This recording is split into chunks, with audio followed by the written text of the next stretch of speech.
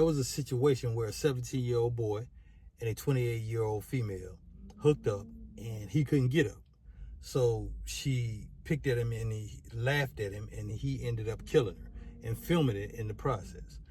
Now, I want you to listen to this conversation that these people are having about this and tell me what you think about a male's ego, what your opinion is about a male's ego.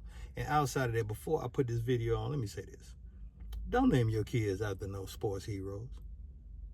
Don't mess these people's names up. Stop that. And it's mainly the black people. Stop this shit. Now to some serious and scary business. There's all kinds of risk to consider when you decide to date someone, and especially if you decide to bring them home for sex on that first night.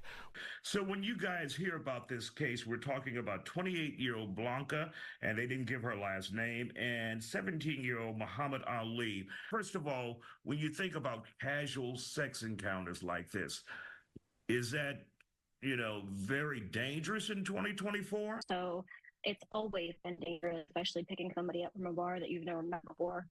I think Tinder culture has made it even more dangerous, and it's going to stay that way until we get some kind of mental help from men. Something definitely going on that we don't see or we don't know about, for him to also videotape it and declare, I killed her. I think a lot of he was on alcohol, he was on drugs, they met at a bar, and, a combination of both the alcohol and the drugs, and with the adolescence of him being 17 years old, I think all contributed to the act of wanting to record and wanting to murder. And on, and even on E, and you may have guys that have mental illnesses that watch these kind of things and get ideas.